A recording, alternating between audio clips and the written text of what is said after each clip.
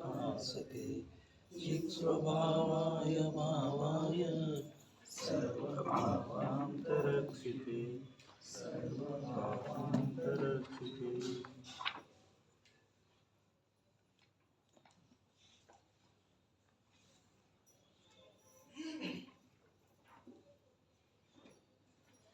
ಸಮಯ ಸಾರ ಪರಮಾಗಮದ ಮೇಲೆ ಆಚಾರ್ಯ ಶ್ರೀ ಅಮೃತಚಂದ್ರ ದೇವ ವಿರಚಿತ ಆತ್ಮಖ್ಯಾತಿ ಟೀಕೆಯ ಮಧ್ಯದೊಳಗೆ ಗುಡಿಸಿ ಬಂದಿರುವಂಥ ಕಲಶ ರೂಪದ ಕಾವ್ಯಗಳ ಮೇಲೆ ರಾಜಮಲ್ ಜಿ ಪಾಂಡೆ ಅವರು ಬರೆದಿರುವ ಬಾಲಬೋಧಿನಿ ಟೀಕೆ ಸ್ವಾಧ್ಯಾಯ ನಡೆದದ್ದಿದೆ. ನಿರ್ಜರ ಅಧಿಕಾರದ ಷಷ್ಟಮ ಮಂಗಲ ಕಲಶಿದಿದೆ.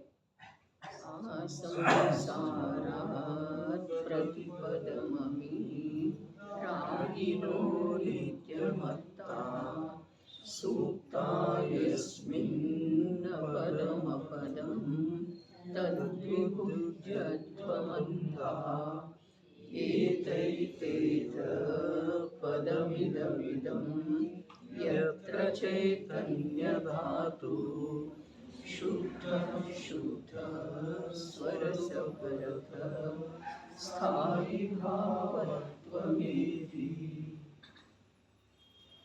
ಅರ್ಥ: ಭೋ ಅಂಧಾಹ, ಶುದ್ಧ ಸ್ವರೂಪದ ಅನುಭವದಿಂದ ಶೂನ್ಯವಿರುವಂಥ ಸಮಸ್ತ ಜೀವರಾಶಿ. ತತ್ ಅಪದಂ ಅಪದಂ ವಿಗುಧ್ಯಧ್ವಂ, ಕರ್ಮದ ಉದಯದಿಂದ ಇರುವಂಥ 4 ಗತಿರೂಪ ಪರ್ಯಾಯಗಳು ಹಾಗೂ ರಾಗಾದಿ ಅಶುದ್ಧ ಪರಿಣಾಮಗಳು ಹಾಗೂ ಇಂದ್ರಿಯಜನಿತ ಸುಖ ದುಃಖಗಳು ಇತ್ಯಾದಿಯಾಗಿ ಅನೇಕವಿವೆ. ಎಷ್ಟಿವೆಯೋ ಅವೆಲ್ಲವೂ ಕರ್ಮ ಸಂಯೋಗದ ಉಪಾಧಿ ಇವೆ. 2 ಸಲ ಹೇಳಿರುವುದರಿಂದ ಅವು ಸರ್ವಥಾ ಜೀವದ ಸ್ವರೂಪ ಇಲ್ಲ. ವಿಬುಧ್ಯಧ್ವಂ, ಹೀಗೆ ನಿಶ್ಚಿತವಾಗಿ ತಿಳಿದುಕೊಳ್ಳಬೇಕು. ಹೇಗಿದೆ ಮಾಯೆಯ ಜಾಲವು?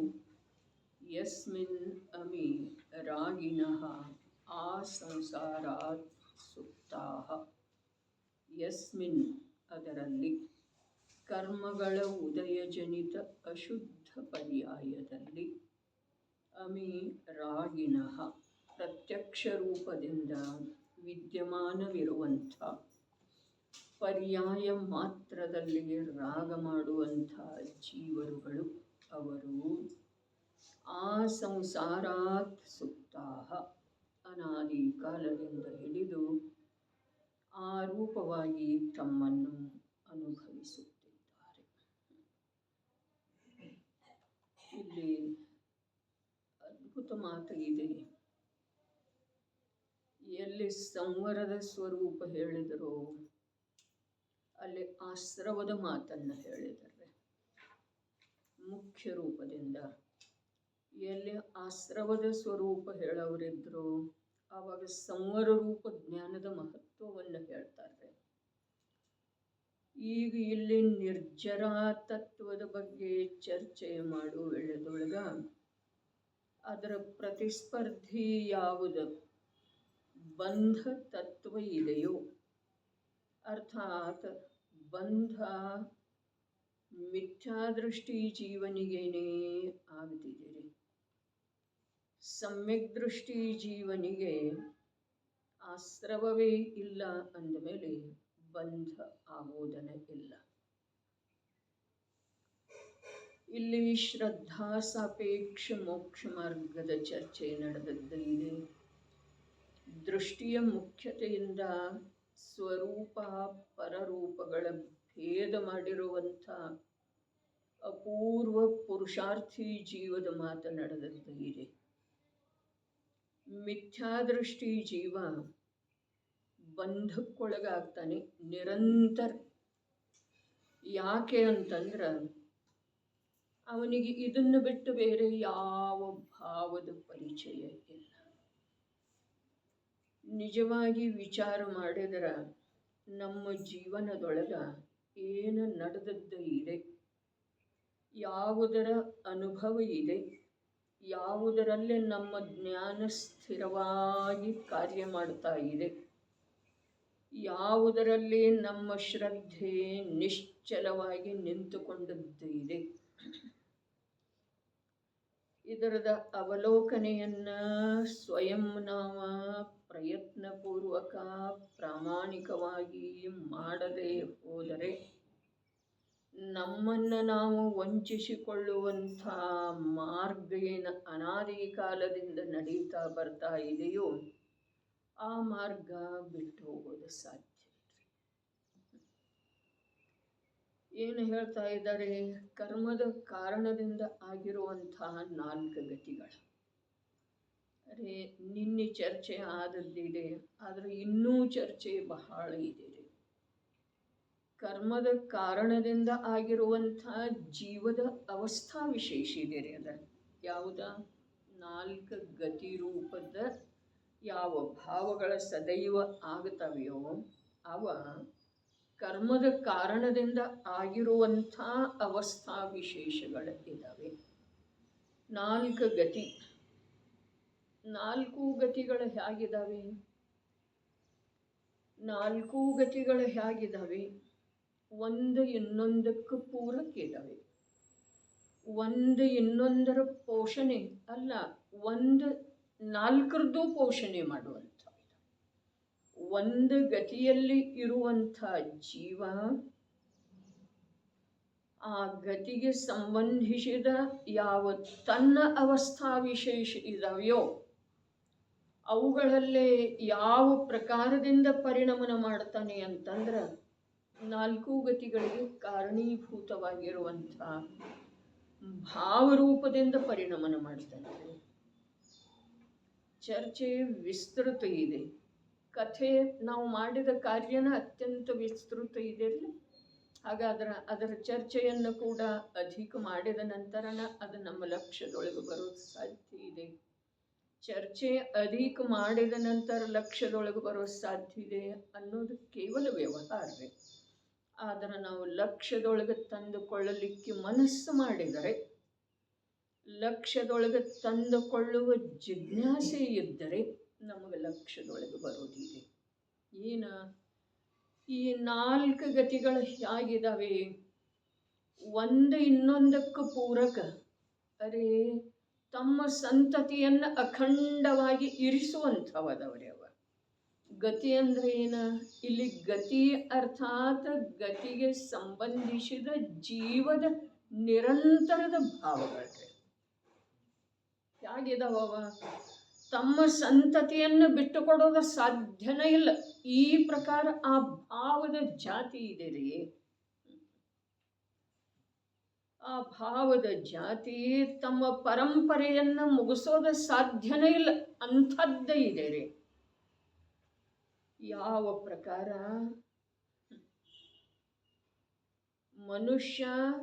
ಮನುಷ್ಯ ಸಂತತಿಗೆನ ಜನ್ಮ ಕೊಡ್ತಾನೆ. ತಿರಿಯಂಚ ಯಾವ ತಿರಿಯಂಚ ಇದೆಯೋ ಅದು ತನ್ನ ಸಂತತಿಯನ್ನೇ ವೃದ್ಧಿ ಮಾಡುತ್ತಿದೆ.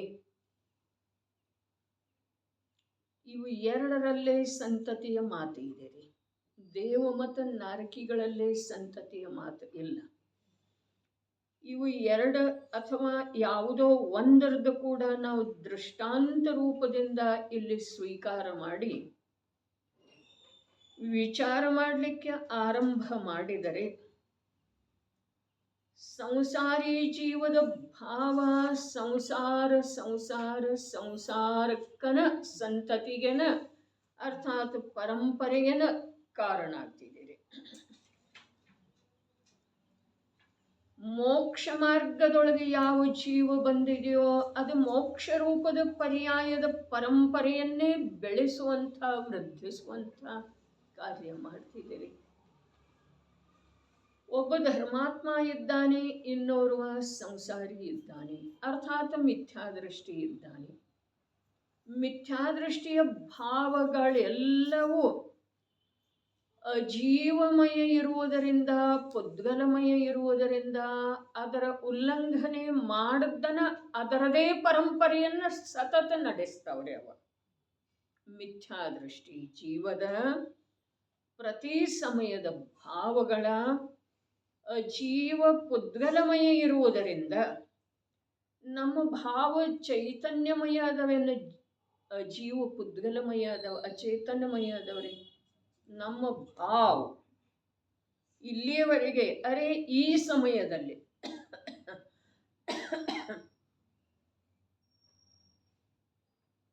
ಅಜೀವ ಪುದ್ಗಲಮಯ ಇದಾವೆಯೋ ಅಥವಾ ಚೈತನ್ಯಮಯ ಇದಾವ? ಚಂದ್ರಕಾಂತಣ್ಣ ಚಿವುಟಿ.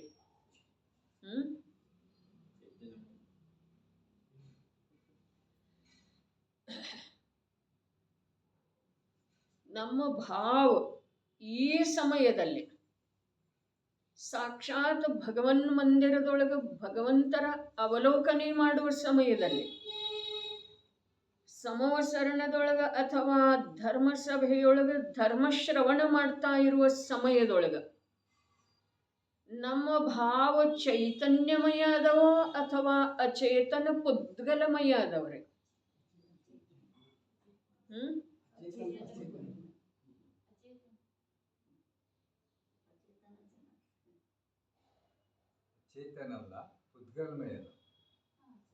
ಸರಿ ಇದೆ ರೀ. ಅಚೇತನ ಅಂದ್ರನು ಒಂದ, ಪುದ್ಗಲ ಅಂದ್ರನು ಒಂದ. ಅಚೇತನದೊಳಗೆ ಇನ್ನೂ 4 ಅರೂಪಿ ದ್ರವ್ಯ ಇದಾವೆ. ಆದ್ರ ಅವುಗಳದ್ದಂತೂ ಸಂಪರ್ಕ ಬರೋದನ್ನ ಇಲ್ಲ. ಪುದ್ಗಲಮಯ ಇದಾವ್ರೆ ನಮ್ಮ ಭಾವಗಳ. ಯಾಕೆ? ಸಾಕ್ಷಾತ್ ಭಗವಂತರ ಅವಲೋಕನೆ ಮಾಡುವ ವೇಳೆದೊಳಗೆ ಚಕ್ಷು ಇಂದ್ರಿಯದ ಮಾಧ್ಯಮದಿಂದ ನಮ್ಮ ಜ್ಞಾನ ಆ ಭಗವಂತರ ಭಾಷ್ಯ ಆಕಾರವನ್ನ ಅವಲೋಕನೆ ಮಾಡಿ ಆ ಆಕಾರವನ್ನ ನಾನು ನೋಡಿದೆನು ಅಂಥೇಳಿ ಅನುಭವ ಮಾಡ್ತಿದ್ದೀವಿ ಅಥವಾ ಇಲ್ರಿ? ಆ ಆಕಾರದ ಅವಲೋಕನ ರೂಪ ಜ್ಞಾನದ ಅನುಭವ ಮಾಡ್ತಿದ್ದೀರಿ. ಹಾಗಾದ್ರೆ ನಮ್ಮ ಜ್ಞಾನ ಏನಾಯ್ತು? ಅಚೇತನ ಪುದ್ಗಲಮಯ ಐತ್ರಿ. ಇಲ್ಲಿ ಶಬ್ದ ಆಲಿಸ್ತಾ ಇರುವ ವೇಳೆದೊಳಗೆ ಶಬ್ದ ಯಾರದ್ದು ಇದೆ? ಆ ಆಕಾರ ಯಾವ ಪ್ರಕಾರ ಪುದ್ಗಲದ್ದು ಇದೆಯೋ ಆ ಪ್ರಕಾರ ಈ ಶಬ್ದ ಯಾರದ್ದು ಇದೆ? ಪುದ್ಗಲದ ರಚನೆ ಇದೆಯಲ್ಲ. ಹಾಗಾದ್ರೆ ಇದನ್ನ ನಾನು ಓದ್ತಾ ಇದ್ದೇನೆ, ಇದನ್ನ ನಾನು ಓದ್ತಾ ಇದ್ದೇನೆ ಅನ್ನುವ ರೂಪದಿಂದ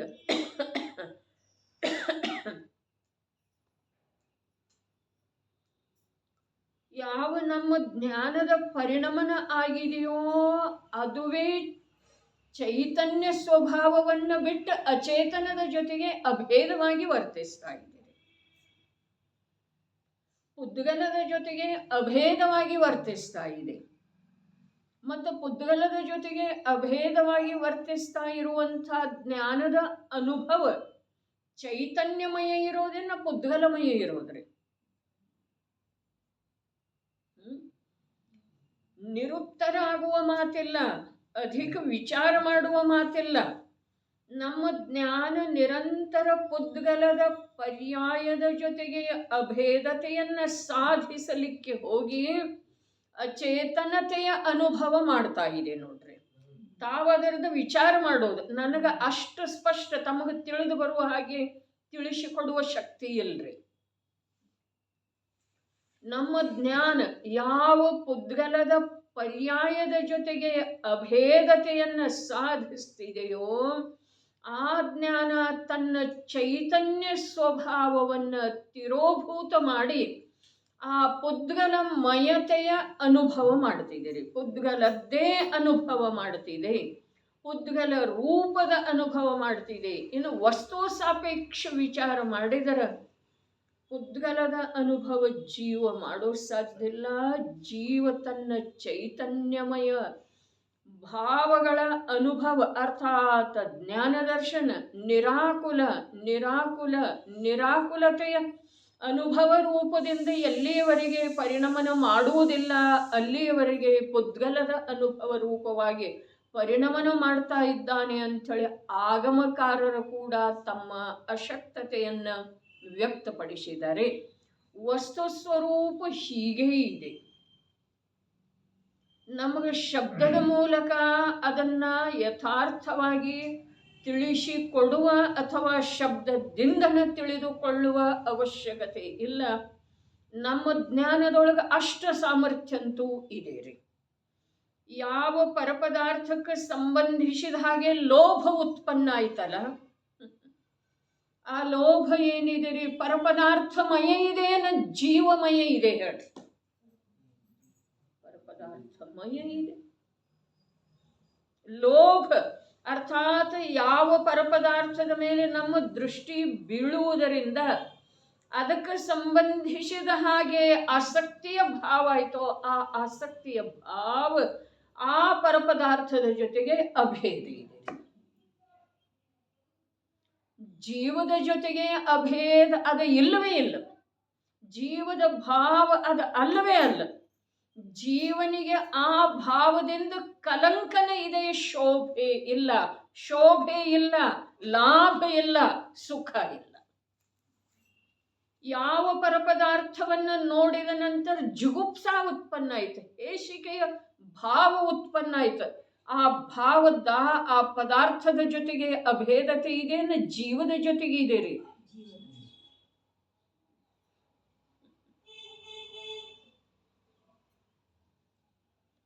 ಯಾವ ಮಲಿನ ಪದಾರ್ಥವನ್ನ ನೋಡಿದ ನಂತರ ಜಿಗುಪ್ಸೆಯ ಭಾವ ಉತ್ಪನ್ನ ಆಯಿತು, ಆ ಭಾವದ ಅಭೇದತೆ ಯಾರ ಜೊತೆಗೆ ಇದೆ? ಆ ಪದಾರ್ಥದ ಜೊತೆಗಿದೆ, ಜೀವದ ಜೊತೆಗಿದೆ ರೀ. ಆ ಪದಾರ್ಥದ ಜೊತೆಗಿದೆ. ತಪ್ಪು ಉತ್ತರ. ಯಾಕಂತಂದ್ರ ನಂತರ ಯಾವ್ದು ಹೇಳ್ತಾರೋ ಅದ ಸರಿ ಅಂತ ನಿಮ್ದು ಕಲ್ಪನಾ ಆದದ್ದಿದೆ ರೀ. ಜೀವದ ಜೊತೆಗೆ ಅಭೇದ ಇದ್ದರ ಆ ಪದಾರ್ಥ ಬರೇ ಜ್ಞೇಯಾಗಿ ಉಳಿತಿದ್ರಿ, ಜಿಗುಪ್ಸೆಯ ಕಾರಣ ಆಗುವುದಿಲ್ಲ. ಪದಾರ್ಥ ಯಾವುದೋ ಒಂದು ಮನೋಹರ ಪದಾರ್ಥವನ್ನ ನೋಡಿದ ನಂತರ ಲೋಭದ ಭಾವ ಏನಾಗ್ತಿದೆಯಲ್ಲ, ಆ ಭಾವದ ಅಭೇದತೆ ಆ ಪದಾರ್ಥದ ಜೊತೆಗಿರುವುದರಿಂದ ಆ ಪದಾರ್ಥ ಜ್ಞೇಯಾಗಿ ಉಳಿಲಿಲ್ಲ. ಆ ಪದಾರ್ಥ ಲೋಭದ ಕಾರಣ ಐತ್ರಿ. ಕಾರಣದೊಳಗ ಕಾರ್ಯದ ಆರೋಪ ಮಾಡಿ ಆ ಪದಾರ್ಥದ ಜೊತೆ ಅಭೇದ ಅಂತ ಹೇಳಿ ಹೇಳುತ್ತಿದ್ದೀರಿ.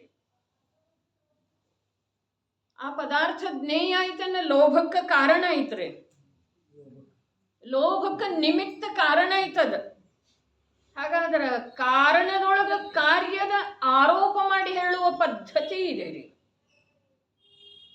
ಆ ಭಾವ ಯಾರ್ದ? ಆ ಪದಾರ್ಥದ್ದೇನು ಜೀವದ್ದ? ಜೀವದ್ದ ಇದ್ರೆ ನಿರಾಕುಲ ಇರಬೇಕು, ಜ್ಞಾನರೂಪ ಇರಬೇಕು.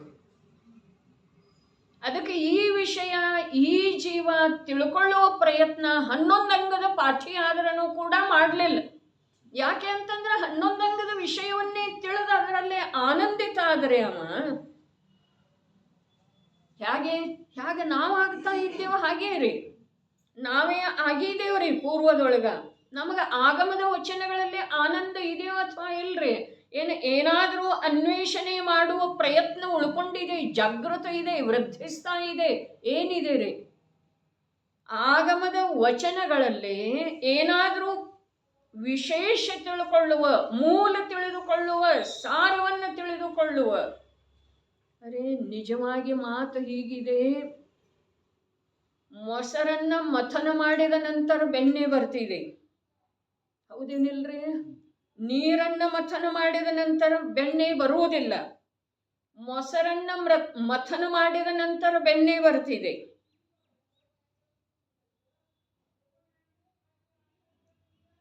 ಆದ್ರೆ ಕೆನೆಯ ಅಂಶನ ಇಲ್ಲದೆ ಹೋದರೆ ಮೊಸರನ್ನ ಎಷ್ಟು ಕಾಲದವರೆಗೆ ಮಥನ ಮಾಡಿದ್ರೆ ಬೆಣ್ಣೆ ಬರ್ತಿದೆ? ಸ್ನೇಹ, ಕೆನೆಯ ಅಂಶವೇ ಇಲ್ಲ.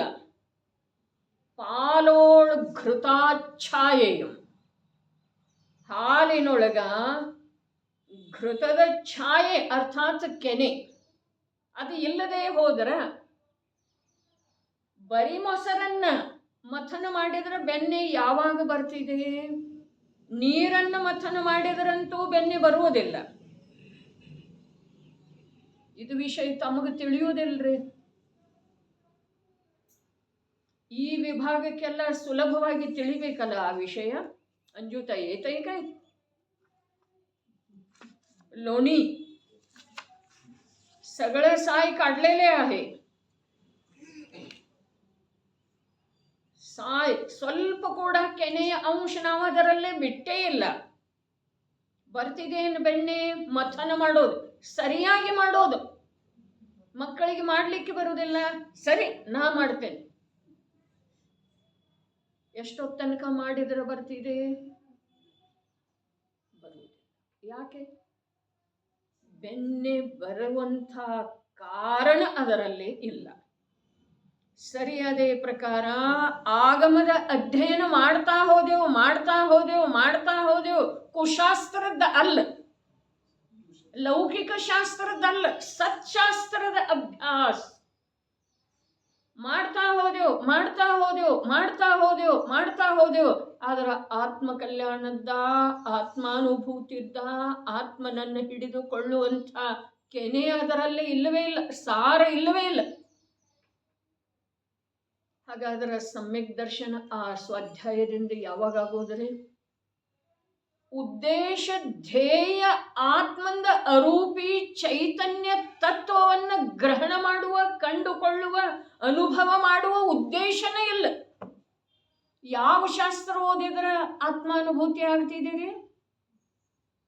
ಷಟ್ಖಂಡಾಗಮ, ಧವಲ ಅಥವಾ ಸಮಯ ಸಾರ್ ಅಥವಾ ಪ್ರವಚನ ಸಾರ್, ಯಾವುದನ್ನು ಓದಿದ್ರೆ ಆಗ್ತಿದೆ? ಅರೆ ಓದುವ ಸಲುವಾಗಿ ಓದ್ತಾ ಇದ್ದೇವ್ರಿ, ಮುಗಿಸುವ ಸಲುವಾಗಿ ಓದ್ತಾ ಇದ್ದೇವೆ. ಅರೆ ಓದುವಿಕೆಯೊಳಗೂ ಕೂಡ ಲೌಕಿಕ ಅರ್ಥಾತ್ ಬಾಹ್ಯದ ದೃಷ್ಟಿಯಿಂದ ಎರಡು ವಿಧ ಇದೆ ರೀ. ಒಂದು ಸಾಮಾನ್ಯ ರೂಪದಿಂದ ವಿಷಯದ ಆಕಲನ ಆಗ್ತಾ ಹೋಗುವ ಹಾಗೆ ಈ ಗ್ರಂಥದಲ್ಲಿ ಏನಿದೆ ಸಾಮಾನ್ಯ ರೂಪದಿಂದ ಗ್ರಂಥದ ವಿಷಯ,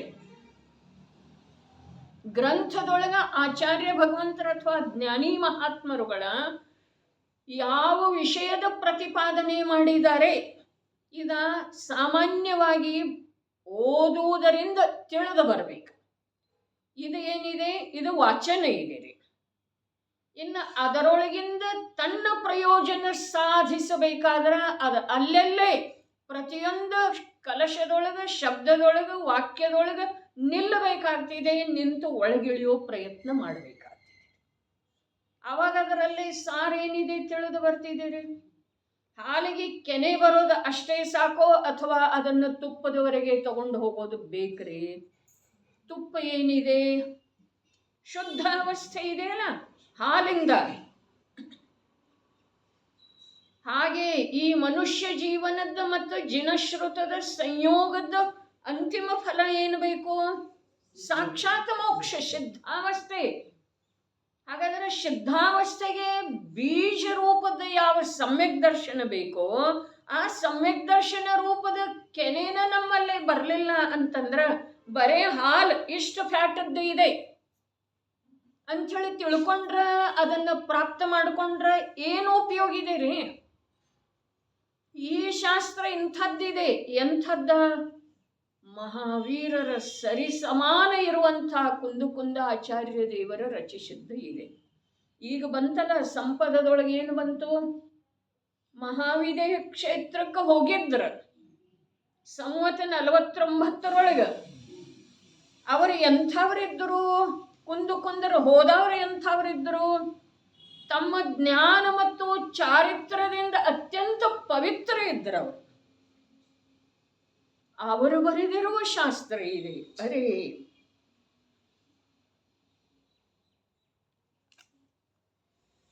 ಯಾವ ಜೀವ ಸಮಯ ಸಾರವನ್ನ ನಿಜವಾಗಿ ಸ್ಪರ್ಶ ಮಾಡಿದನೋ ಆ ಜೀವ ಕುಂದರದ್ದಾಗಲಿ, ಸರ್ವಜ್ಞ ಭಗವಂತರದ್ದಾಗಲಿ, ಶ್ರುತಕೇವಲಿಗಳದ್ದಾಗಲಿ ಮಹಾ ಉಪಕಾರವನ್ನು ಮನ್ನಿಸದೇ ಇರೋದು ಸಾಧ್ಯನೇ ಇಲ್ರಿ. ಯಾರ ಸ್ಪರ್ಶನ ಮಾಡಲಿಲ್ಲ ಸಮಯ ಸಾರದ ಅವರಿಗೆ ದಿಗಂಬರ ಸಂತರುಗಳದ್ದಾಗಲಿ, ಸರ್ವಜ್ಞ ಭಗವಂತರುಗಳದ್ದಾಗಲಿ ವಾಸ್ತವಿಕ ಸ್ವರೂಪನ ತಿಳಿದು ಬರುವುದಿಲ್ಲ. ಅಂದ ಮೇಲೆ ವಾಸ್ತವಿಕ ಸ್ವರೂಪ ಯಾವಾಗ ತಿಳಿದು ಬರ್ತಿದೆ? ಯಾವಾಗ ಅಂತಃ ತತ್ವದ ಅನುಭೂತಿ ಆಗ್ತಿದೆಯೋ ಆವಾಗ. ಗಾಥೆಗಳನ್ನ, ಸಂಸ್ಕೃತ ಶ್ಲೋಕ ಟೀಕೆಗಳನ್ನ ಕಂಠಸ್ಥ ಮಾಡುವುದರಿಂದ ಅಲ್ಲ. ಯಾವಾಗ ತಿಳಿದು ಬರ್ತಿದೆ? ವೀತರಾಗಿ ಸಂತರ ಮಹಿಮೆ ಸಮಯ ಸಾರದ ಸ್ಪರ್ಶ ನಿಜವಾಗಿ ಯಾರು ಮಾಡಿದಾರೋ ಅವರಿಗೆ ತಿಳಿದು ಬರ್ತಿದೆ. ಸಮಹಿಸಾರದ ಸ್ಪರ್ಶ ಮಾಡುವುದಂತಂದ್ರೆ ಗ್ರಂಥದ್ದೋ ಅಥವಾ ಗ್ರಂಥದ ಆಳದಲ್ಲಿ ಯಾವ ಶುದ್ಧಾತ್ಮ ವಿರಾಜಮಾನಿದ್ದಾನೋ ಅವಂದ ವಿಚಾರ ಒಂದಿಷ್ಟು ಮಾಡುವುದ್ರೆ ಸ್ವಾಧ್ಯಾಯ ಅರ್ಥಾತ್ ವಾಚನ ನಮಗೆ ಬಹಳ ಹಗುರವಾದಂಥ ಸುಲಭವಾದಂಥ ಕಾರ್ಯ ಅನ್ನಿಸ್ತಾ ಇದ್ದೀರಿ. ಯಾರ ಸ್ವಾಧ್ಯಾಯ ಅಥವಾ ಜಿನಾಗಮದ ಅಧ್ಯಯನ ಮಾಡಿದರೋ ಅವರ ಜೀವನ ಆಂತರ್ಯದ ಅವಲೋಕನೆ ಮಾಡಿದರ ಅಲ್ಲಿ ಯಾವ ಪ್ರಕಾರ ಸ್ವತತ್ವ ಮತ್ತು ಸ್ವತತ್ವವನ್ನು ತಿಳಿಸಿಕೊಟ್ಟಿರುವಂಥ ದಿಗಂಬರ ಸಂತ ಸರ್ವಜ್ಞ ಭಗವಂತರ ಮಹಿಮೆ ಯಾವ ಪ್ರಕಾರ ಇದೆ ಅನ್ನೋದನ್ನು ಯಾವ ಯಂತ್ರದಿಂದ ವಿಜ್ಞಾನದಿಂದ ನೋಡಿ ತಿಳ್ಕೊಳ್ಳೋದು ಸಾಧ್ಯ ಇಲ್ಲ. ಮತ್ತು ಅದನ್ನು ತೋರಿಸಿಕೊಡುವ ಅಭಿಪ್ರಾಯ ಕೂಡ ಜ್ಞಾನಿಗಳದ್ದು ಇರುವುದಿಲ್ಲ. ಆದರೆ ನೋಡುವ ಅಭಿಪ್ರಾಯ ವಾಚಕರದ ಇತ್ತು ಅಂತಂದ್ರೆ ಅವರ ಮಹಿಮೆನೂ ಬರ್ತಿದೆ, ಆ ವಸ್ತುವಿನ ಮಹಿಮೆನೂ ಬರ್ತಿದೆ, ತನ್ನ ಧನ್ಯತೆ ತನ್ನ ಭಾಗ್ಯದ ಮಹಿಮೆ ಕೂಡ ಬರ್ತಿದೆ. ನಡೀರಿ, ಹೀಗೆ ನಿಶ್ಚಿತವಾಗಿ ತಿಳಿದುಕೊಳ್ಳಬೇಕು. ಹೇಗ ಸರ್ವಥಾ ಜೀವದ ಸ್ವರೂಪ ಅಲ್ಲ ಅಂಥೇಳಿ ತಿಳ್ಕೊಳ್ಬೇಕು. ಯಾವುದು ಸ್ವರೂಪ ಅಲ್ಲ? 4 ಗತಿರೂಪದ ಕರ್ಮದ ಉದಯದಿಂದ ಇರುವಂಥ 4 ಗತಿರೂಪದ ಪರ್ಯಾಯ ಹಾಗೂ ರಾಗಾದಿ ಅಶುದ್ಧ ಪರಿಣಾಮ ಹಾಗೂ ಇಂದ್ರಿಯ ಜನಿತ ಸುಖ ದುಃಖ ಇತ್ಯಾದಿ ಅನೇಕ ಇದಾವೆ. ಅರೆ ಎಷ್ಟಿದಾವೆಯೋ ಅಷ್ಟೆಲ್ಲ ಏನದವು? ಜೀವದ ಸ್ವರೂಪ ಅಲ್ಲ. ಹೀಗೆ ನಿಶ್ಚಿತವಾಗಿ ತಿಳಿದುಕೊಳ್ಳಬೇಕು. ಯಾರಿಗೆ ಹೇಳಿದ್ರಿ? ಯಾರಿಗೆ ಹೇಳಿದ್ರು? ಭೋ ಅಂಧ ಅಂಥೇಳಿ ಹೇಳಿದರಲ್ಲ, ಯಾರಿಗೆ ಹೇಳಿದರು? ಮಿಥ್ಯಾದೃಷ್ಟಿ ಜೀವರಾಶಿಗೆ ಹೇಳಿದರೋ ಅಥವಾ ಆ ಜೀವರಾಶಿಯೊಳಗೂ ಕೂಡ ಮಿಥ್ಯಾದೃಷ್ಟಿ ಇದ್ರೂ ಕೂಡ ಯಾವ ಜಾಗೃತ ಇದ್ದಾನೆ, ಯಾವ ಈ ಕಡೆಗೆ ಕಿವಿ ಕೊಡ್ತಾ ಇದ್ದಾನೆ ಅವನಿಗೆ ಹೇಳಿದರು. ವಿಚಾರ ಮಾಡೋದು. ಪ್ರಶ್ನೆಗೆ ಉತ್ತರ ಇಲ್ಲ, ಇದು ಪ್ರಶ್ನೆನೇ ಅಲ್ಲ. ಭೋ ಅಂಧ ಅಂಥೇಳಿ ಸಂಬೋಧನೆ ಮಾಡಿದರಲ್ಲ, ಎಲ್ಲ ಅಂಧ ಜೀವರುಗಳ ಅರೆ ಎಲ್ಲ ಅಂಧ ಜೀವರುಗಳನ್ನು ಉದ್ದೇಶಿಸೇ ಹೇಳಿದರಂಥೇಳಿ ಇಟ್ಕೊಳ್ಳೋನು. ಹೇಳಿದಾರನರೆ, ಯಾವ ಒಂದು ಮುಖ್ಯ ಜೀವವನ್ನು ಉದ್ದೇಶಿಸಿ ಹೇಳಿಲ್ಲ. ಆದರೆ ಆ ಸಂಪೂರ್ಣ ಜೀವರಾಶಿಯಲ್ಲ ಆ ಕಡೆ ಯಾರು ಹೇಳ್ತಾ ಇದ್ದಾರೆ ಭೋ ಅಂಧ ಅಂಥೇಳಿ ಸಂಬೋಧನೆ ಮಾಡ್ತಾ ಇದ್ದಾರೋ ಆ ಕಡೆ ನೋಡಿದರೇನ್ರಿ ಅವರೆಲ್ಲ ಏನು ಹೇಳ್ತಾರೆ ಅಂಥೇಳಿ ಕಿವಿ ನಿಗರಿಸಿದರೇನ್ರಿ? ನಿನ್ನೆ ಹೇಳಿದ್ದೆ ತಮ್ಮ ತಮ್ಮ ಅಜೀವಮಯ ಅರ್ಥಾತ್ ಪರ್ಯಾಯದೊಳಗೆ ತನ್ನತನವನ್ನ ಅನುಭವ ಮಾಡುವುದರಲ್ಲಿ ಅತ್ಯಂತ ಆಳದೊಳಗೆ ಇಳಿದು ಹೋಗಿದ್ದಾರೆ. ಅಂಥದ್ರೊಳಗೆ ಯಾವ ಈ ಕಡೆ ಲಕ್ಷ್ಯ ಕೊಡೋದರೆ ಆಳವಾದಂಥ ಕೂಪದೊಳಗೆ ಬಾವಿಯೊಳಗೆ ಇರುವಂಥ ಜೀವರಾಶಿ ಎಲ್ಲೋ ಮೇಲೆ ನಿಂತು ಕೂಗುತ್ತಾ ಇದ್ದಾರೆ ಭೋ ಅಂಧ ಅಂಥೇಳಿ. ಮೇಲಂದ್ರೆ ಸಮತಟ್ಟಾದ ಭೂಮಿಯ ಮೇಲೆ ಅಲ್ಲ. ಎಲ್ಲಿ ನಿಂತಿದ್ದಾರೆ ಆಚಾರ್ಯ ಭಗವಂತರ ಅಥವಾ ಜ್ಞಾನಿ ಸಮ್ಯಕ್ ದೃಷ್ಟಿ ಚತುರ್ಥ ಗುಣ ಸ್ಥಾನವರ್ತಿ ಕೂಡ ಎಲ್ಲಿ ನಿಂತಿದನ್ರಿ? ಉನ್ನತವಾದಂತಹ ಪರ್ವತ ಶಿಲೆಯ ಮೇಲೆ ನಿಂತಿದನ್ರಿ. ಮತ್ತು ಈ ಜೀವರಾಶಿ ಎಲ್ಲ ಎಲ್ಲಿದೆ? ಆಳವಾದಂಥ ಕೂಪದೊಳಗಿದೆ. ಹಾಗಾದ್ರೆ ಕೇಳಿ ಯಾವಾಗ ಬರುದ್ರಿ? ಎಷ್ಟು ತೀಕ್ಷ್ಣ ಬೇಕು ಕಿವಿ? ಬಾವಿಯ ಒಳಗಿರುವಂಥ ಮನುಷ್ಯನಿಗೆ ನೀರು ತರ್ಲಿಕ್ಕೆ ಇಳಿದಿದ್ದಾನೆ. ಇಳಿಯುವಂಥ ಮೆಟ್ಲುಳ್ಳ ಬಾವಿ ಇದೆ. 100 ಅಡಿ ಇದೆ ಬಾವಿ. ಒಳಗಡೆ ನೀರು ತರ್ಲಿಕ್ಕೆ ಹೋಗಿದ್ದಾನ್ರಿ ಅವ. ಇವ್ ಮೇಲ್ ನಿಂತು ಏನೋ ಹೇಳ್ತಾ ಇದ್ದಾನೆ, ಸಮತಟ್ಟಾದ ಭೂಮಿಯ ಮೇಲೆ ನಿಂತು. ಅವನಿಗೆ ಕೇಳಿ ಹೋಗ್ತಿದ್ದೇನ್ರಿ? ಹಾಗಾದ್ರೆ ಇದು ಇನ್ನೂ ಆಳವಾದಂಥ ಎಷ್ಟು ಆಳದ? ಅದಕ್ಕಿಂತ ಆಳ ಇಲ್ಲ, ಯಾವುದೂ ಇರೋ ಸಾಧ್ಯ ಇಲ್ಲ. ಮಿಥ್ಯಾತ್ವ ಅಂದ್ರೆ ಎಷ್ಟು ಆಳ ಇದೆ? ಅದಕ್ಕಿಂತ ಆಳ ಇಲ್ಲವೇ ಇಲ್ಲ. ಅದಕ್ಕಿಂತ ಕೆಳಗೆ ಹೋಗೋ ಸಾಧ್ಯ ಇಲ್ಲ. ಜೀವ ಎಷ್ಟು ಅಧಪತನಕ್ಕೆ ಹೋಗೋದ? ಮಿಥ್ಯಾತ್ವಕ್ಕಿಂತ ಅಧಪತನ ಜೀವದ ಸಲುವಾಗಿ ಇಲ್ಲವೇ ಇಲ್ಲ. ಹಾಗಾದ್ರೆ ಅಲ್ಲಿ ಇದೆ ಜೀವರಾಶಿ ಅಲ್ಲ. ಗೌರಣ್ಣವರು ಭೋ ಅಂಧಃ ಅಂಥೇಳಿ ಹೇಳಿದ್ರಲ್ಲ, ಅಲ್ಲಿ ಆಳವಾದಂಥ ಕೋಪದೊಳಗೆ ಎಲ್ಲಿ ಬೆಳಕಿರೋ ಸಾಧ್ಯ ಇದೆ ರೀ? ಅಲ್ಲೇನು ಲೈಟ್ ಫಿಟ್ಟಿಂಗ್ ಎಲ್ಲ ಇಲ್ಲ, ಅಲ್ಲಲ್ಲೇ ಬಲ್ಬ್ಗಳನ್ನು ಇಡ್ತಾ ಹೋಗಿಲ್ಲ. ತಮಿಶ್ರ ಗುಹೆಯೊಳಗೆ ಯಾವ ಪ್ರಕಾರ ಕಾಕಿನಿ ರತ್ನದ ಮೂಲಕ ಅವ ಮಾಡಿದಲ್ಲ ಪ್ರಕಾಶ. ಯಾವ ತಮಿಶ್ರ ಗುಹೆ ಅಂದ್ರೆ ಎಲ್ಲೇದ? ಕಾಕಿನಿ ರತ್ನ ಅಂದ್ರೆ ಯಾವ್ದ? ಯಾರದ ಕಥೆ? ಭರತ್ ಚಕ್ರವರ್ತಿ ದಿಗ್ವಿಜಯಕ್ಕೆ ಹೋದಲ್ಲ, ವಿಜಯಾರ್ಧ ಪರ್ವತವನ್ನು ದಾಟಬೇಕಾದ್ರೆ ಅಲ್ಲಿ ತಮಿಶ್ರ ಗುಹೆಗಳನ್ನು ದಾಟಬೇಕಾಗ್ತಿದೆ. ಅಲ್ಲಿ ಪ್ರಕಾಶ ಇಲ್ಲ. 6 ತಿಂಗಳಗಟ್ಲೆ ಅವನ ಸೈನ್ಯ ಹೋಗ್ತಿತ್ರಿ ತಮಿಶ್ರ ಗುಹೆಯೊಳಗ. ಆ ಕಾಕಿನಿ ರತ್ನದ ಮೂಲಕ ಪ್ರಕಾಶ ಉಂಟು ಮಾಡ್ಕೊಂತ ಹೋದ್ರಿ ಅವ. ನಿಮ್ಮಲ್ಲಿ ಹೇಗೆ ಟಾರ್ಚ್ ಇರ್ತಿದೆಯಲ್ಲ ಹಾಗೆ ಮೊಬೈಲ್ ಅಂತ. ಅವನ ಹತ್ರ ಕಾಕಿನಿ ಅನ್ನೋದೊಂದು ರತ್ನ ಇತ್ತರಿ. ಆ ರತ್ನದ ಮೂಲಕ ತಮಿಶ್ರ ಗುಹೆ ಎಷ್ಟು ವೇಗವಾಗಿ ಸಾಗುವಂತಹ ಸೈನ್ಯ 6 ತಿಂಗಳು ಹೋಗ್ತಿತ್ರಿ ಅದ ಗುಹೆಯೊಳಗ. ಅಂಥದ್ದೇನು ಕಾಕಿನಿ ರತ್ನ ಇಲ್ಲಿ ಎಲ್ಲಿ? ಆಳವಾದಂಥ ಭವಕೂಪದೊಳಗ ಮಿಥ್ಯಾತ್ವ ಮಿಥ್ಯಾತ್ವ ಮಿಥ್ಯಾತ್ವ ರೂಪದ ತಳಕ ತಲುಪಿರುವಂತಹ ಜೀವರಾಶಿ. ಅವರ ಸಮ್ಯಕ್ ದರ್ಶನ ರೂಪದ ಪರ್ವತದ ಮೇಲೆ ನಿಂತುಕೊಂಡು ಹೇಳ್ತಾ ಇದ್ದಾರೆ, ಅವರು ಭೂಮಿಯ ಮೇಲಿಲ್ಲ. ಎಲ್ಲರಿಗೂ ಕೇಳಿ ಬರ್ತಿದೇನ್ರಿ? ಯಾರಿಗೊಬ್ಬರಿಗೆ ಕೇಳಿ ಬರ್ತಿದೆ? ಅವ್ರ ಕಿವಿ ತೀಕ್ಷ್ಣ ಇರುವುದರಿಂದ ಕೇಳಿ ಬರ್ತಿದೇನು? ಉಪಯೋಗದ ತೀಕ್ಷ್ಣತೆಯಿಂದ ಕೇಳಿ ಬರ್ತಿದೆ. ಉಪಯೋಗದ ಹಾಗಾದ್ರೆ ಆ ಪ್ರಕಾರದ ಉಪಯೋಗದ ತೀಕ್ಷ್ಣತೆ ಈ ಶಬ್ದದ ಭಾವವನ್ನು ತಿಳ್ಕೊಳ್ಳುವ ಸಲುವಾಗಿ ಈ ಸಮಯದಲ್ಲಿ ನಮ್ಮದು ಇದೆ ಏನ್ರಿ? ಹಾಗಾದ್ರೆ ಈ ನಾಟಕ ಎಲ್ಲ ಯಾತಕ್ರಿ?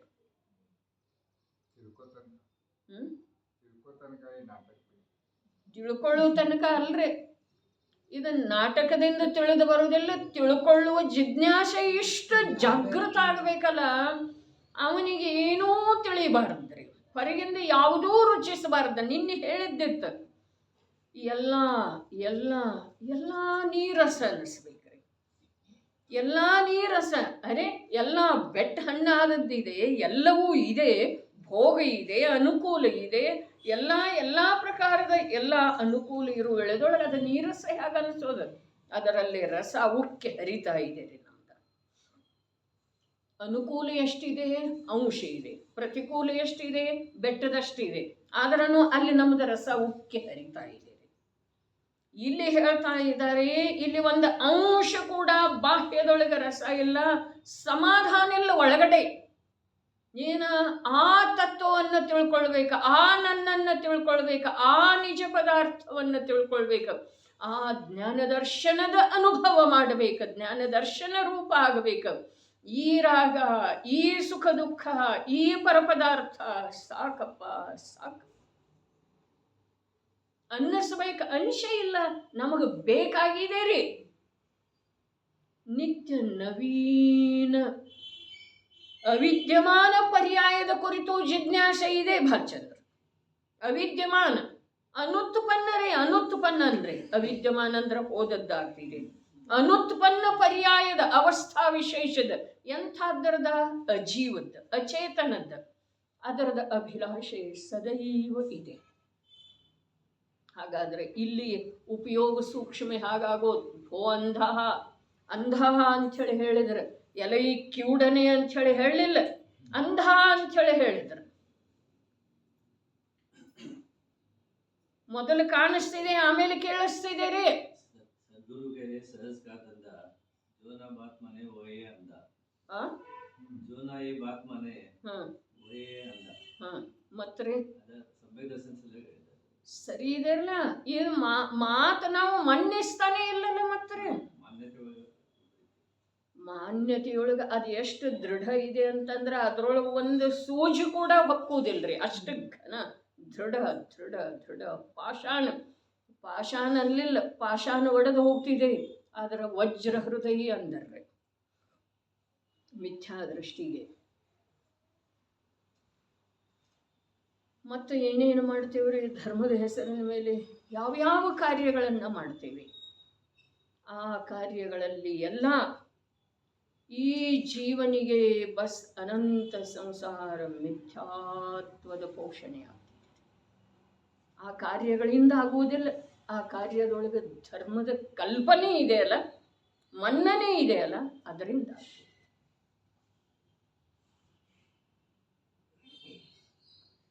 ಹೀಗೆ ನಿಶ್ಚಿತವಾಗಿ ತಿಳಿದುಕೊಳ್ಳಬೇಕು.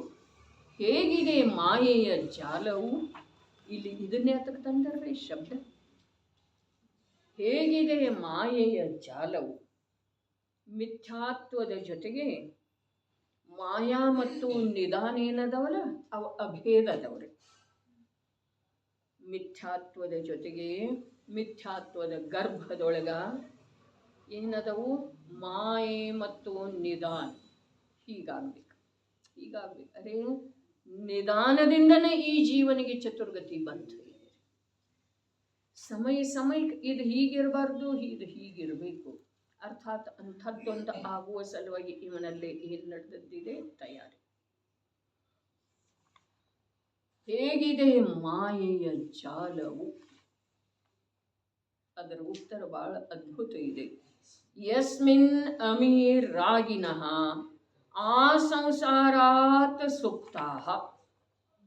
ಅದರಲ್ಲಿ ಕರ್ಮಗಳ ಉದಯ ಜನಿತ ಅಶುದ್ಧ ಪರ್ಯಾಯದಲ್ಲಿ ಪ್ರತ್ಯಕ್ಷ ರೂಪದಿಂದ ವಿದ್ಯಮಾನವಿರುವಂಥ, ಪರ್ಯಾಯ ಮಾತ್ರದಲ್ಲಿ ರಾಗ ಮಾಡುವಂಥ ಜೀವರುಗಳು ಅವರು ಅನಾದಿ ಕಾಲದಿಂದ ಹಿಡಿದು ಈ ರೂಪವಾಗಿ ತಮ್ಮನ್ನು ಅನುಭವಿಸುತ್ತಿದ್ದಾರೆ.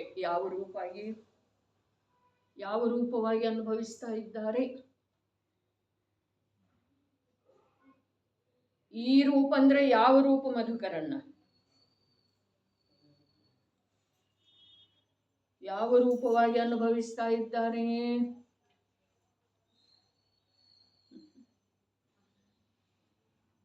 ಸರ್ವಥಾ ಯಾವುದ ಜೀವದ ಸ್ವರೂಪ ಅಲ್ಲವೋ,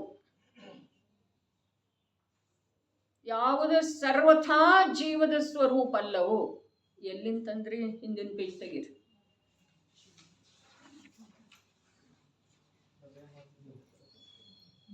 ಐತೇನಿಲ್ರಿ? ಯಾವುದು ಜೀವದ ಸರ್ವಥಾ ಸ್ವರೂಪ ಅಲ್ಲ? ಈ ಮೇಲೆ ಹೇಳಿದ್ರಲ್ಲ, ಕರ್ಮದ ಉದಯದಿಂದ ಇರುವಂಥ 4 ಗತಿರೂಪ ಪರ್ಯಾಯಗಳು. ಜೀವದ ಸ್ವರೂಪ ಇದೆ ಅಂದ್ರೆ ಅದ ಇಲ್ಲ. ಆದ್ರೆ ಮಾಯೆ ಜಾಲ ಹೇಗಿದೆ? ಆ ರೂಪದಿಂದನೇ ಅನುಭವ ಮಾಡೋದು. ಕರ್ಮದ ಉದಯದಿಂದ ಆಗಿರುವಂಥ 4 ಗತಿರೂಪದ ಪರ್ಯಾಯ ಅದು ಜೀವದ ಸ್ವರೂಪ ಇಲ್ಲ. ಹೇಗಿಲ್ಲ? ಸರ್ವಥಾ ಇಲ್ಲ. ಆದ್ರ ಆ ರೂಪದ್ದನ್ನು ಅನುಭವ ಮಾಡುವಂಥದ್ದು ಮಾಯಾಜಾಲ ಇದೆ ರೀ. ಯಾವುದು ಹೇಗಿಲ್ಲನ? ಸರ್ವಥಾ ಇಲ್ಲ. ಅದರದ್ದು ಆ ರೂಪದಿಂದನ ಅನುಭವ ಮಾಡುವಂಥದ್ದು ಮಾಯಾಜಾಲದೊಳಗ ನೀವು ಸಿಕ್ಕಾಕೊಂಡೆ. ಜಾಲ ಎಲ್ಲಿಂದ ಬಂತದ? ಅವನೇ ಪ್ರತಿ ಸಮಯಕ್ಕೆ ಅದನ್ನು ಹೆಣ್ಕೊಳ್ತಾ ಇದ್ದಾನಲ್ಲ. ಅರೆ ಇಷ್ಟು ಕಷ್ಟದ, ಇಷ್ಟು ಹೀನದ, ಇಷ್ಟು ನಿಂದಾತ್ಮಕವಾದಂಥ ಸ್ಥಿತಿಯಲ್ಲಿ ಸಿಕ್ಕಾಕೊಂಡು ಕೂಡ ನಮ್ಮನ್ನು ನಾವು ಬಹಳ ಹುಚ್ಚ ಅಂತ ಹೇಳಿ ತಿಳಿತಾ ಇದ್ದೇವೆ.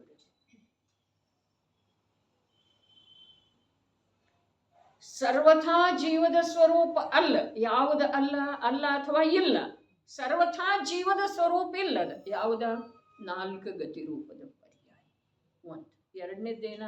ರಾಗಾದಿ ಎಷ್ಟು ಶುಭ ಅದಾವ ಅಶುಭ ಅದಾವ ಅವೆಲ್ಲ ಅಶುದ್ಧ ಪರಿಣಾಮ. ಅವೇನದವು? ಜೀವದ ಸ್ವರೂಪ ಇಲ್ಲ. ಇಲ್ಲಷ್ಟ ಏನು? ಸರ್ವಥಾ ಇಲ್ರಿ. 2 ಸಲ ಶಬ್ದ ಪ್ರಯೋಗ ಅಮೃತ ಚಂದ್ರಾಚಾರ್ಯ ದೇವ ಮಾಡಿದ್ದಾರೆ ಶ್ಲೋಕದೊಳಗೆ. ಯಸ್ಮಿನ್ ಅಪದಂ ಇದೆಲ್ಲ 2ನೇ ಲೈನೊಳಗ 2 ಬಾರಿ ಶಬ್ದ ಪ್ರಯೋಗ ಮಾಡಿದ್ದಾರೆ. ಅದರ ಅರ್ಥ ಇಲ್ಲಿ ಟೀಕಾಕಾರ ನಮ್ಗೆ ಏನು ಹೇಳಿದ್ರು? ಸರ್ವಥಾ ಇಲ್ಲ. 2 ಸಲ ಹೇಳಿರುವುದರಿಂದ ಅವುಗಳ ಅರ್ಥ ಏನಾಯ್ತು? ಅವು ಸರ್ವಥಾ ಇಲ್ಲ. ಸರ್ವಥಾದ ನಿನ್ನ ಎರಡು ಅರ್ಥ ಹೇಳಿದ್ದಿತ್ರಿ. ಏನು ಹೇಳಿತ್ತು? ನಮ್ದು ವಯಸ್ಸಾಯ್ತು, ನಮ್ಮನೇನು ಕೇಳಬೇಡ್ರಿ, ಮುಂದೆ ಕೂತಿದಾರಲ್ಲ ಅವ್ರ ಹುಡುಗರಿಗೆ ಕೇಳ್ರಿ. ಎರಡು ಪ್ರಕಾರದಿಂದ ಸರ್ವಥಾದ ಅರ್ಥ ಮಾಡಿದ್ದಿತ್ತು. ಏನು ಮಾಡಿತ್ತು ನಮಿತಾ?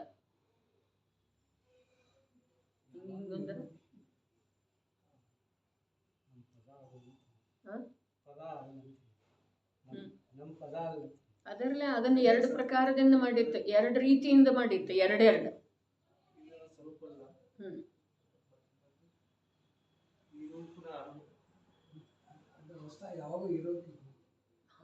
ಒಂದು ಉತ್ತರ ಯಾವಾಗೂ ಇರುವುದಿಲ್ಲ, ಒಂದ. ಮತ್ತ ನನ್ನ ಸ್ವರೂಪ ಅಲ್ಲ ಅದು, ಮತ್ತೆ ಅದನ್ನ ಹೇಳ್ಬೇಕ್ರಲ್ಲ. ಮತ್ತ ಒಂದು, ಇದು ಒಂದು ಜಾತಿ ಇತ್ತು. ಇನ್ನೊಂದು, ನೀನು ತಿಳಿದ್ರೂ ಇಲ್ಲ, ತಿಳಿದಿದ್ರೂ ಇಲ್ಲ. ಏನ? ಜೀವದ ಸ್ವರೂಪ ಅಲ್ಲ. ನಿನಗೆ ತಿಳಿಲೇ ಇಲ್ಲ ಅಂದ್ರೂ ಅದು ನಿನ್ನ ಸ್ವರೂಪ ಅಲ್ಲ, ಜೀವದ ಸ್ವರೂಪ ಅಲ್ಲ. ನೀ ಜೀವ ಯಾವಾಗ ಆಗ್ತೀಯಲ್ಲ ಆವಾಗ ನಿನಗೆ ಅನ್ನಿಸ್ತಿದೆ, ಓಹೋ ನನ್ನ ಸ್ವರೂಪ ಇರಲಿಲ್ಲ, ನಾನು ಅಪದದೊಳಗಿದ್ದೇನೆ. ಯಾವಾಗ ತಿಳಿತೀಯ ಅವಾಗ. ಯಾರು ಹೇಳ್ರು? ಸಮಯ ಸಾರದೊಳಗನ ಹೇಳಿದ್ರು. ಏನು ಹೇಳ್ರು? ಮಡಿವಾಳನ ಮನೆಯಿಂದ ಚಾದರ ತಗೊಂಡು ಬಂದು ಮಲ್ಕೊಂಡಿದ್ದ, ಪಚ್ಕೊಂಡ. ಇವು ಇತರರಿವೆ ಎಂದರಿದ ಮನುಜನು ಪರದ್ರವ್ಯಗಳ ತ್ಯಜಿಸುವಂತೆ. ಇವು ಇತರರಿವೆ ಎಂದರಿದ ಜ್ಞಾನಿ ಪರಭಾವಗಳ ತಾನೇ ತ್ಯಜಿಸುವನು. ಅವಾಗೇನಾಗಲಿ ಯಾವಾಗಿದ ನಂದಲ್ಲ ಅಂಥೇಳಿ ನೋಡ್ರಿ, ನನ್ನ ಹೆಸರು ಬರ್ದದ್ದೈತೆ ಅದರ ಮೇಲೆ ಬೇಕಾದ್ರೆ ಅಂಥೇಳಿ ಗ್ರಂಥ ತೋರಿಸಿದಂತ ಅವ್ನು ನೋಡ್ತಾ, ಓಹೋ ಇದು ನಿಮ್ದೈತಿ ತಗೊಂಡ್ಬಿಡ್ರಿ ಅಂಥೇಳಿ ಕೊಟ್ಟು ಬಿಡ್ತಾ ಸಜ್ಜನ ಮನುಷ್ಯ. ಅದೇ ಪ್ರಕಾರ ಇದು ಪುದ್ಗಲದ ಭಾವದವು, ಇದು ಕರ್ಮದ ಉದಯಜನಿತ ಭಾವದವು. ತೋರಿಸಿಕೊಟ್ಟ ನಂತರ, ತಿಳಿಸಿಕೊಟ್ಟ ನಂತರ ಓಹೋ ಇದು ನಂದಲ್ಲ ಅಂತೇಳಿ ಬಿಟ್ಟು ಬಿಡ್ತಾನೆ. 35ನೇ ಗಾಥೆ ಸಮಯ ಸಾರ್ಥ. ಇವು ಇತರರಿವೆ ಎಂದರಿದ ಮನುಜನು ಪರದ್ರವ್ಯಗಳ ತ್ಯಜಿಸುವಂತೆ. ಇವು ಇತರರಿವೆ ಎಂದರಿದ ಜ್ಞಾನಿ ಪರಭಾವಗಳ ತಾನೇ ತ್ಯಜಿಸುವನು. ಅವನಿಗೆ ವ್ರತ ಕೊಡಬೇಕಾಗಿಲ್ಲ, ಪರಭಾವವನ್ನು ಬಿಟ್ಟು ಕೊಡಪ್ಪ, ಇನ್ನು ಮೇಲೆ ನಾ ಪರಭಾವವನ್ನು ನನ್ನೂ ಅನ್ನೋದಿಲ್ಲ ಅಂಥೇಳಿ ಅವನು ವ್ರತ ತಗೊಳ್ಬೇಕಾಗಿಲ್ಲ, ತಾನೇ ಬಿಟ್ಟು ಕೊಡ್ತಾನೆ. ಅವನ ಲಕ್ಷ್ಯದೊಳಗೆ ಬಂತನ ಈ ಗ್ರಂಥ ನಂದಲ್ಲ, ಅದರ ಮೇಲೆ ಸ್ಪಷ್ಟ ಹೆಸರಿದೆ ಅಲ್ಲ ಅವ್ರದ್ದು. ಪರದ್ರವ್ಯವನ್ನು ತ್ಯಜಿಸ್ತಾನ ಮನುಷ್ಯ. ಹಾಗೆ ಜ್ಞಾನಿಯಾಮದನಲ್ಲ ಅವನು ಪರಭಾವಗಳನ್ನು ತ್ಯಜಿಸ್ತಾನೆ. ಎರಡು ಸಲ ಹೇಳುವುದರದ ಎರಡು ಪ್ರಕಾರದ ಅರ್ಥ ಏನು ಮಾಡಿತ್ತು? ತಿಳಿದ್ರನೂ ಅವನಿನ್ನೂ ಅಲ್ಲ, ಸರ್ವಥಾ ತಿಳಿದ್ರನೂ ಅವನಿನ್ನೂ ಅಲ್ಲ, ನೀನು ತಿಳಿದಿದ್ರೂ ಅವನಿನ್ನೂ ಅಲ್ಲ. ಒಂದು. ಎರಡನೇದೇನ? ಅವನ್ ನಿನ್ನ ಸ್ವರೂಪ ಅಲ್ಲ, ನಿನ್ನ ಜೊತೆಗೆ ಮುಂದಿನ ಸಮಯದೊಳಗೆ ಇರುವುದಿಲ್ಲ, ನೀನು ಇರ್ತೀಯ. ಅರ್ಥಾತ್ ಅವ ಜ್ಞಾನ ದರ್ಶನದ ಗಂಧ ಇಲ್ಲ ಅದರಲ್ಲಿ. ಮತ್ತು ನೀನು ಜ್ಞಾನ ದರ್ಶನಮಯ, ಈಗೂ ಇದ್ದಿ, ನಾಳೆನೂ ಇರ್ತಿ, ನಾಡಿದ್ದನೂ ಇರ್ತಿ. ಆದ್ರೆ ಅವು ಈಗಿದಾವೆ, ನಾಳೆ ಇಲ್ಲ, ನಾಡಿದ್ದು ಇರುತ್ತೆ. ವಿಶ್ವದ ವಸ್ತುನ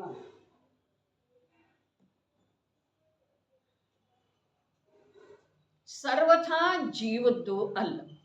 ಅಂಥದ್ದನ್ನ ಇವ ಅನುಭವ ಮಾಡ್ತಾ ಇದ್ದಾನಲ್ಲ, ಏನ? ತಾನು ಅಂಥೇಳಿ, ತನ್ನದು ಅಂಥೇಳಿ.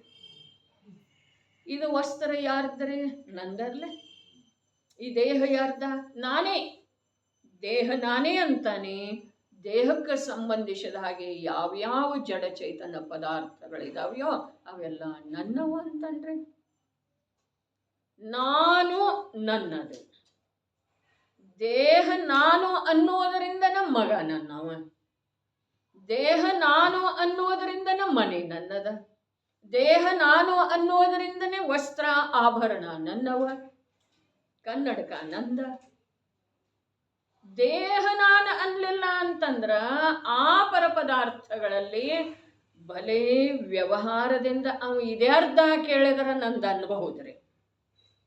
ಯಾಕೆ ಅಂತಂದ್ರೆ ವ್ಯವಹಾರದೊಳಗೆ ಅದೇ ಪ್ರಕಾರ ನಡೀತಿದೆ, ಆ ಪ್ರಕಾರದನ್ನ ಶಬ್ದದ ಉಚ್ಚಾರಣೆ ಅವು ಮಾಡಬಹುದು. ಆದ್ರೆ ಅವನ ಅಂತರಂಗದ ಶ್ರದ್ಧೆಯೊಳಗ ಈ ಪದಾರ್ಥ ಇದೆ ಯಾರ್ದ ಅಂತ ಹೇಳಿ ಕೇಳಿದ್ರ ಅವನ ಶ್ರದ್ಧೆಯೊಳಗಿದೆ ಪದಾರ್ಥದ್ದ ಇದೆ. ನಂದಾನಿಂದ ಅದು ಯಾವಾಗೂ ಆಗಲೇ ಇಲ್ಲ, ಯಾರ್ದೂ ಆಗಲಿಲ್ಲ. ವಿಶ್ವದ ಯಾವ ಪರಮಾಣು ಯಾವ ಜೀವದ್ದಾಗಿದೆ ಹೇಳಿ, ಅದಕ್ಕೆ ಸರ್ವಥಾ ಜೀವದ ಸ್ವರೂಪ ಅಲ್ಲ ಅಂತ ಹೇಳಿ ಹೇಳಿದ್ರು. ಇದು ಒಂದು ಮಹತ್ವಪೂರ್ಣ ಶಬ್ದ ಇದರಲ್ಲಿ. ಏನ ಸರ್ವಥಾ ಜೀವದ ಸ್ವರೂಪ ಅಲ್ಲ. ಇನ್ನೊಂದು ಅಲ್ಲಿ 2ನೇ ಪುಟದೊಳಗೆ ಮಹತ್ವಪೂರ್ಣ ಶಬ್ದ ಹೇಗಿದೆ, ಮಾಯಾಜಾಲವು. ಮಾಯಾಜಾಲ ಹೇಗಿದೆ, ಮಾಯಾಜಾಲ ಹೇಗಿದೆ. ಅರೆ ಮಾಯಾಜಾಲದ ಶಬ್ದನ ಇಲ್ಲಲ್ಲ ಇದರೊಳಗ, ಮಾಯಾಜಾಲ ಯಾಕೆ ಹೇಳ್ತಾರೆ? ಅರೆ ಯಾವುದು ಸರ್ವಥಾ ಜೀವದ ಅಲ್ಲವೋ ಅದನ್ನು ನಾನು ನನ್ನದು ಅಂಥೇಳಿ ಅನುಭವ ಮಾಡುವುದರ ಹೆಸರೇ ಮಾಯಾಜಾಲ ಇದೆ. ಆ ಮಾಯಾಜಾಲ ಏನಿದೆಯಲ್ಲ ಅದು ನಿಧಾನದ ಕಾರಣ ಇದೆ. ಆ ಮಾಯಾಜಾಲ ಏನಿದೆಯಲ್ಲ ಅದು ಮಿಥ್ಯಾತ್ವದ ಭೂಮಿಯೊಳಗೆ ಬೆಳೀತಿದೆ. ಅದಕ್ಕೆ ವ್ರತಿ ಯಾರಿಗಂತಾರು? ನಿಶ್ಶಲ್ಯೋ ವ್ರತಿ. ಶಲ್ಯ ಯಾವ? ಮಿಥ್ಯಾ ಮಾಯಾ ನಿಧಾನ. ಮಾಯಾಜಾಲದಿಂದ ಏನಾಗ್ತಿದೆ? ನಿಧಾನದ ಜನ್ಮ ಆಗ್ತಿದೆ. ಮಾಯಾಜಾಲ ಯಾವ ಭೂಮಿಯ ಮೇಲಿದೆ? ಮಿಥ್ಯಾತ್ವದ ಭೂಮಿಯ ಮೇಲೆ, ಅಸತ್ಯದ ಭೂಮಿಯ ಮೇಲೆ, ಅಸತ್ಯದ ಭೂಮಿಯ ಮೇಲಿದೆ. ಅದಕ್ಕೆ ಹೇಗಿದೆ ಮಾಯಾ? ಅಸತ್ಯ ಯಾವುದ? ಸರ್ವಥಾ ತನ್ನ ಸ್ವರೂಪ ಇಲ್ದಿದ್ರನು ಬಹಳ ವಿಷಯ ಪ್ರಕಟ ಆಗ್ತಾ ಹೋಗ್ತಾ ಇದೆ. ಮಾಯಾಜಾಲ ಯಾಕ? ಸರ್ವಥಾ ತನ್ನ ಸ್ವರೂಪ ಇಲ್ದಿದ್ರನು ಅದರದ್ದು ಆ ರೂಪದ ಅನುಭವ ಮಾಡುವಂಥ ಒಂದು ಪರಂಪರೆಯೊಳಗ, ಒಂದು ಶೃಂಖಲೆಯೊಳಗ, ಒಂದು ಮಾರ್ಗದೊಳಗ ಅವ ಆ ಕಡೆ ಈ ಕಡೆ ನೋಡಲ್ದನ್ನ ಹೊರಟಿದ್ದಾನ್ರಿ. ನೋಡ್ಲಿಕ್ಕೆ ಅವಕಾಶನೇ ಇಲ್ಲ ಅವನಿಗೆ. ಕರ್ಮದ ಉದಯದಿಂದ ಇರುವಂಥ 4 ಗತಿರೂಪ ಪರ್ಯಾಯಗಳು ಹಾಗೂ ರಾಗಾದಿ ಅಶುದ್ಧ ಪರಿಣಾಮಗಳು ಹಾಗೂ ಇಂದ್ರಿಯಜನಿತ ಸುಖ ದುಃಖಗಳು ಇತ್ಯಾದಿಯಾಗಿ ಅನೇಕವಿವೆ. ಎಷ್ಟಿವೆಯೋ ಅವೆಲ್ಲವೂ ಕರ್ಮ ಸಂಯೋಗದ ಉಪಾಧಿ ಇದೆ. 2 ಸಲ ಹೇಳಿರುವುದರಿಂದ ಅವು ಸರ್ವಥಾ ಜೀವದ ಸ್ವರೂಪವಲ್ಲ. ಹೀಗೆ ನಿಶ್ಚಿತವಾಗಿ ತಿಳಿದುಕೊಳ್ಳಬೇಕು. ಇನ್ನದ ಸರ್ವಥಾ ಜೀವದ ಸ್ವರೂಪ ಅಲ್ಲ, ಅದರದ್ದು ಇನ್ನೊಂದು ಅರ್ಥ ಏನ? ನಿಶ್ಚಿತವಾಗಿ ತಿಳ್ಕೊಳ್ಬೇಕು. ನಿಶ್ಚಿತವಾಗಿ. ಯಾಕ? ಇದನ್ನು ತಿಳಿಯದ ವಿನಃ ನಿನ್ನ ಜೀವನದೊಳಗ ಮೋಕ್ಷ ಮಾರ್ಗದ ಉದಯ ಆಗೋ ಸಾಧ್ಯ ಇಲ್ಲ. ನಿನ್ನ ಜೀವನದೊಳಗ ನಿರ್ಜರಾ ತತ್ವದ ಉದಯ ಆಗೋ ಸಾಧ್ಯ ಇಲ್ಲ. ನಿರ್ಜರಾ ತತ್ವದ ಉದಯನ ಎಲ್ಲಿ ಆಗಲಿಲ್ಲ ಅಲ್ಲಿ ಮೋಕ್ಷ ಕನಸಿನ ಗಂಟು ಮಾತ್ರ ಇದೆ. ಅದು ಪ್ರತ್ಯಕ್ಷನ ಲಭಿಸೋದಿಲ್ಲ. ಕನಸಿನೊಳಗರಿ ಹೀಗೆ ನಿಶ್ಚಿತವಾಗಿ ತಿಳಿದುಕೊಳ್ಳಬೇಕು. ಹೇಗಿದೆ ಮಾಯೆಯ ಜಾಲವು? ಹೇಗಿದೆ? ಅದರಲ್ಲಿ ಕರ್ಮಗಳ ಉದಯಜನಿತ ಅಶುದ್ಧ ಪರ್ಯಾಯದಲ್ಲಿ ಪ್ರತ್ಯಕ್ಷ ವಿದ್ಯಮಾನವಿರುವಂಥ ಪರ್ಯಾಯ ಮಾತ್ರದಲ್ಲಿ ರಾಗ ಮಾಡುವಂಥ ಜೀವರುಗಳು ಅವರು. ಬಹಳ ಅರ್ಥ ಇದೆ. ಕರ್ಮಗಳ ಉದಯ ಅದರಲ್ಲಿ ಅಂದ್ರೆ ಆ ಮಾಯಾಜಾಲದಲ್ಲಿ ಏನ? ಕರ್ಮಗಳ ಉದಯಜನಿತ ಅಶುದ್ಧ ಪರ್ಯಾಯದಲ್ಲಿ ಪ್ರತ್ಯಕ್ಷ ರೂಪದಿಂದ ವಿದ್ಯಮಾನವಿರುವಂಥ ಯಾರು ವಿದ್ಯಮಾನದರ್ರೇ? ಪ್ರತ್ಯಕ್ಷ ರೂಪದಿಂದ ಯಾರು ವಿದ್ಯಮಾನದರ? ಕೇಳಿ ಬರೋನು ನಡಿ ಅಮೃತಚಂದ್ರಾಚಾರ್ಯರನ್ನ ಅಥವಾ ರಾಜಮಲ್ಲ ಪಾಂಡೆ ಅವರನ್ನ. ನಮ್ಮನೇನು ಕೇಳ್ಕದಿರಿ, ಯಾರು ಬರ್ತಾರ ಅವ್ರನ್ನ ಕೇಳ್ರಲ್ಲ ಅಂತ ನೀವು ಹೇಳ್ಬೇಕ್ರಿ.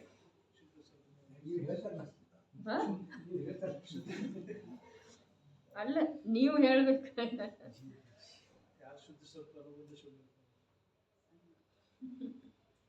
ಭೋ ಅಂಧ ಅಂತೇಳಿ ಯಾರು ಹೇಳಿದ್ರಲ್ಲ ಅವ್ರನ್ನೇ. ನಾನರಿ ಮಿಥ್ಯಾದೃಷ್ಟಿ ಜೀವ ರಾಶಿ. ನಾನು ರಾಶಿಯೊಳಗನ ಒಂದದೇನಲ್ಲ, ಏನು ಬೇರೆ ಅದೇನ್ರಿ? ಬೇರೆ ಆಗೋದಕ್ಕೆ ಭಯ ಇದೆ ರೀ, ಇದೇನಿಲ್ಲ. ಆ ರಾಶಿಯ ಜೊತೆಗೇನೆ ಇದ್ರೆ ನಿರ್ಭಯ. ನಾವು ಬೇರೆ ಆಗೋದಕ್ಕೆ ಭಯ ಇದೆ ಏನಲ್ರಿ ಹರಿಚಂದ್ರಬಾಯಿ? ಆ ರಾಶಿಯೊಳಗನ ಸಂಗಾಟ ಯಾರೇ ಬೇಕಲ್ಲ, ಭರತರೇ ಬೇಕು, ಲಲಿತಾರೇ ಬೇಕು. ರಾಶಿ ಬಿಟ್ಟು ಬರೋದಂದ್ರೆ ಸಾಧ್ಯ ಬೇಕೇನು ಬೇಡ್ರಿ ಗೌರಣ್ಣವ್ರು, ಈ ವಯಸ್ಸಿಗರೆ ಬೇಕು.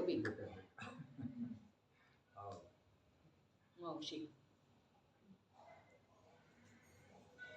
ಏನಿದೆ ರೀ, ಬರೀ ಇನ್ನೊಂದರ ಜೊತೆಗೆ ಆ ರಾಶಿ ಎಷ್ಟಿದೆ ನಮ್ದರೆ. ಬಂಧುವರ್ಗ ಎಷ್ಟಿದೆ, ಬ್ರಹ್ಮಾನಂದ ಭಾಯಿ ಬಂಧುವರ್ಗ ಎಷ್ಟಿದೆ ರೀ ನಮ್ದ, ಜೀವರಾಶಿ ಎಷ್ಟಿದೆ ಅಷ್ಟೆಲ್ಲ. ಅರೆ ಮಿಥ್ಯಾದೃಷ್ಟಿ ಜೀವರಾಶಿನೇ ನಮ್ಮ ಬಂಧು, ಹೌದಿಲ್ರಿ? ನಮಗೆ ಅರ್ಹಂತರ ಇಷ್ಟನೇ ಇಲ್ಲಲ್ಲ. ಪಂಚ ಪರಮೇಷ್ಠಿ ಅಂಥೇಳಿ ಹೇಳಿದೆವು, ಯಾರೋ ಹೇಳಿದೆವು ರೀ. ಅರೆ ಶಬ್ದದ ಅರ್ಥ ಹೇಳಿದೆವು. ನಮಗೆ ಅವ್ರು ಇಷ್ಟ ಇದ್ದಾರೇನ್ರಿ? ಅವರ ಇಷ್ಟ ಇದ್ರು ಅಂದ್ರೆ ನಾನು ಈ ರಾಶಿಯಿಂದ ಮೇಲೆ ಇರಬೇಕಾಗುತ್ತೆ. ರಾಶಿಯ ವಿಚಾರ ಮಾಡೋದು ಅವಶ್ಯಕ ಇಲ್ಲ. ಎಲ್ಲ ಅನುಕೂಲ ಇದೇನಿಲ್ಲ, ಯಾರು ಚಿಂತೆ ಮಾಡ್ತಾ ಇದ್ದೀರಿ ಅಂದ್ರೆ ಹೀಗೆ ಕೈ ಮಾಡಿದ್ರೇನಿಲ್ರಿ.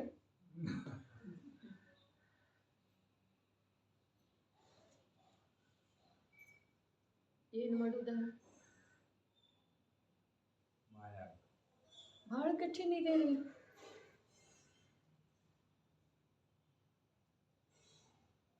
ಯಾರು ಚಿಂತೆ ಮಾಡ್ತಾ ಇದ್ದೀರಿ?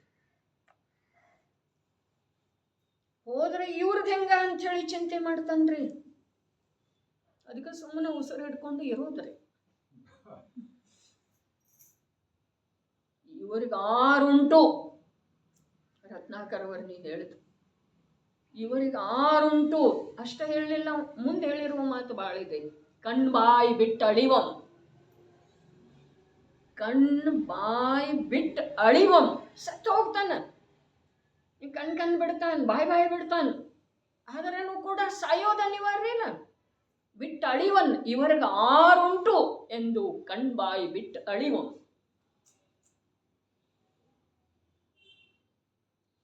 ಏನಿದೆ ಪರಿಸ್ಥಿತಿ? ಏನು ಹೇಳಿದ್ರೆ ಇಲ್ಲಿ ಪ್ರತ್ಯಕ್ಷ ರೂಪದಿಂದ ವಿದ್ಯಮಾನ. ಎಲ್ಲಿ ಮಾಯಾಜಾಲದೊಳಗೆ. ಯಾರ? ಮಿಥ್ಯಾದೃಷ್ಟಿ ಜೀವರಾಶಿ.